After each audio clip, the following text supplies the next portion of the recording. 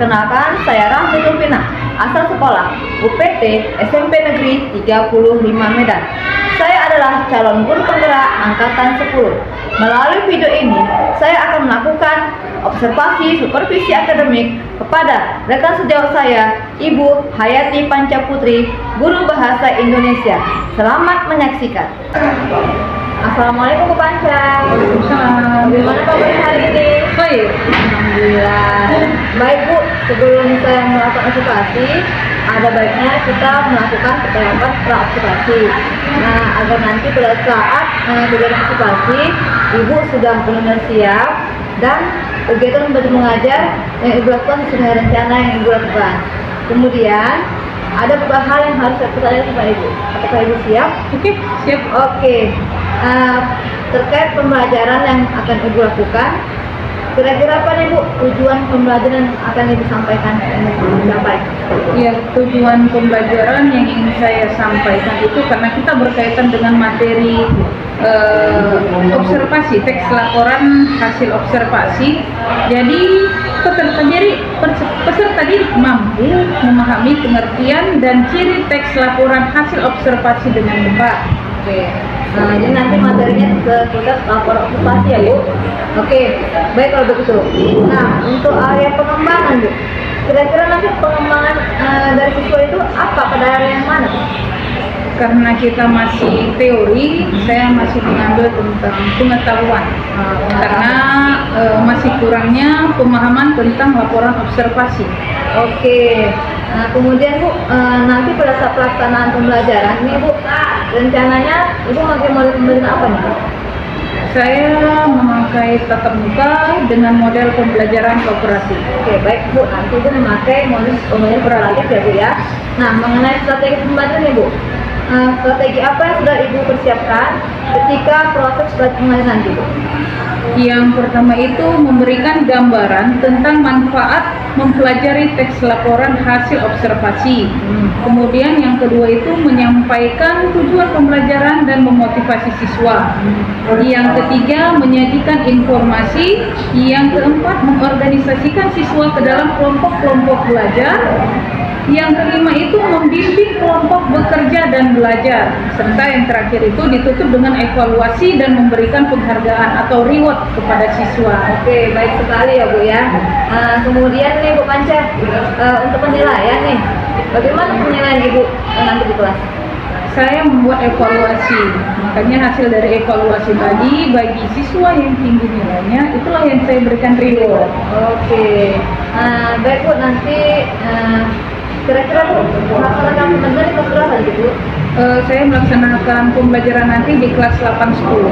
Oke, jam berapa nih Bu?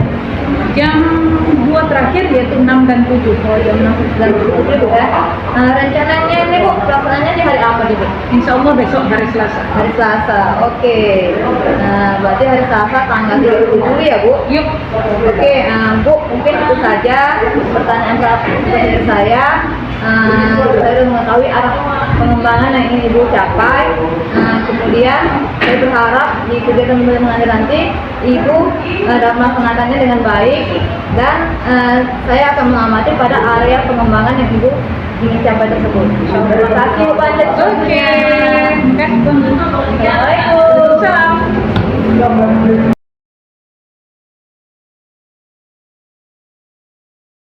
Assalamualaikum warahmatullahi wabarakatuh.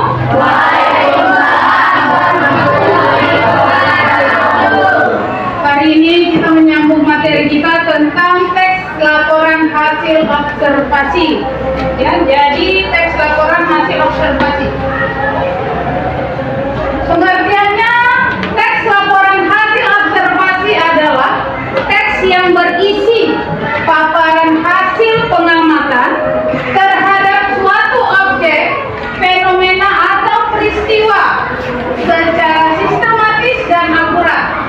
Teks ini bertujuan untuk memberikan informasi yang objektif dan terpercaya kepada pembaca. Jadi tujuannya adalah mencari kebenaran suatu teks. Apa yang mau kita cari? Ya, melakukan observasi, melakukan sesuatu apa yang harus dicari seperti itu. Kemudian tujuan teks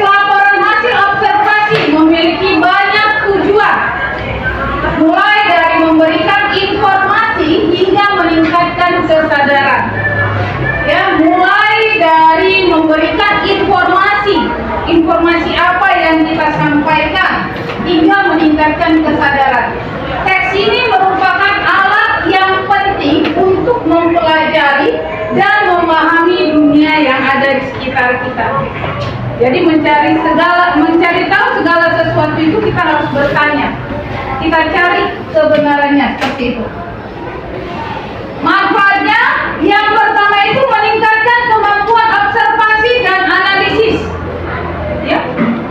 Meningkatkan kemampuan observasi dan analisis. Yang kedua, meningkatkan kemampuan menulis dan berkomunikasi. Ketiga, meningkatkan pengetahuan tentang berbagai objek, fenomena, dan peristiwa. Yang terakhir, meningkatkan kesadaran untuk menjaga kelestarian alam. Ciri-ciri objektif, berdasarkan fakta dan tidak mengandung opini pribadi. Itu objektif itu fakta, bukan dari hasil kita sendiri, tapi dari hasil apa yang kita cari, seperti itu. Kita lakukan observasi, maka kita akan ketemu hasilnya. Kemudian ada sistematis, disajikan secara runtut dan logis. Ya. Akurat, data dan informasi yang disajikan akurat dan terpercaya. Data itu kita dapat dari mana? Terpercaya nggak kita mengambil data tersebut? Makanya kita jangan sembarangan menerima data. Lengkap, mencakup semua informasi penting tentang objek yang diamati. Kemudian jelas, mudah dipahami oleh pembaca. Kalau tidak jelas, sulit bagi kita untuk memahaminya. Kemudian ada struktur. Yang pertama sekali itu ada judul. Judul harus jelas dan mencerminkan isi laporan. Kita mau buat laporan tentang apa? Pembuatan tempe kah? Iya kah? Harus jelas judulnya apa. Kemudian ada klasifikasi, menjelaskan objek yang diamati termasuk jenis, kelas, dan ciri-cirinya secara umum. Objek apa yang mau kita amati? Kalau tadi kita mau buat isi laporannya itu cara pembuatan tempe, berarti objek kita apa? Kacang kedelai, iya kan? Kacang kedelai itu objek kita. Deskripsi bagian, menguraikan secara detail bagian-bagian objek yang diamati beserta ciri-cirinya. Menguraikan secara detail, ya, menguraikan, menjabarkan secara lengkap bagian-bagian objek yang diamati beserta ciri-cirinya. Kacang kedelai itu bentuknya bagaimana? Bulat, warnanya apa? Putih, iya kan? Oke, seperti itu. Kemudian ada struktur. Deskripsi manfaat, menjelaskan manfaat atau penggunaan objek yang diamati. Kesimpulan, merangkum hasil pengamatan dan memberikan pernyataan umum tentang objek yang diamati. Kemudian kita masuk pada jenis-jenis. Observasi sederhana. Ini observasi sederhana. Mengamati objek yang mudah diamati dan memerlukan waktu singkat. Mengamati objek yang mudah diamati. Kalau tadi kita tempe, ya, pembuatan tempe itu sebetulnya waktunya tidak singkat karena menggunakan waktu beberapa hari. Jadi sebetulnya menggunakan kata baku dan kalimat yang efektif. Menggunakan kata baku dan kalimat yang efektif. Menggunakan kata ganti orang ketiga.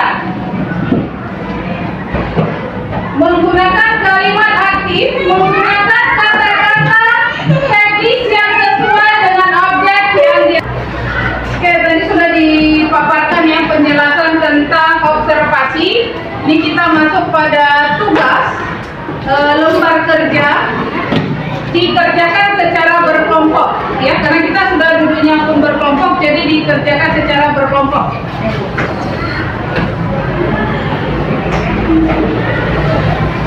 Oke.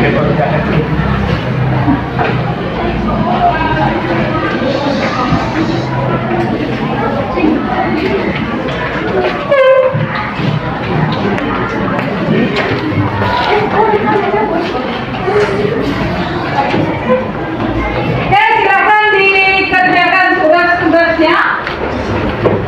Kalau ada yang tidak dipahami boleh ditanyakan.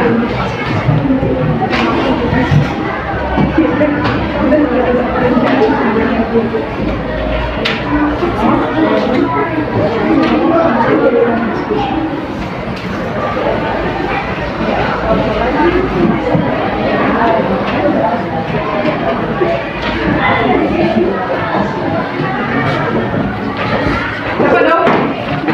Siapa dong?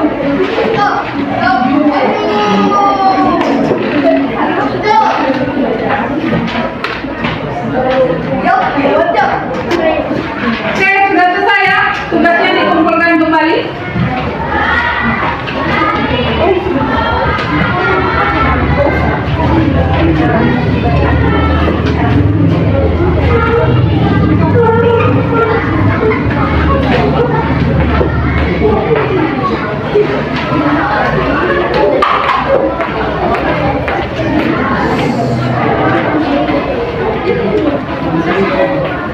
Oke, terima kasih semuanya untuk tugas-tugasnya sudah selesai. Karena waktu kita juga sudah habis. Insya Allah di pertemuan berikutnya kita akan ketemu untuk materi kita kembali.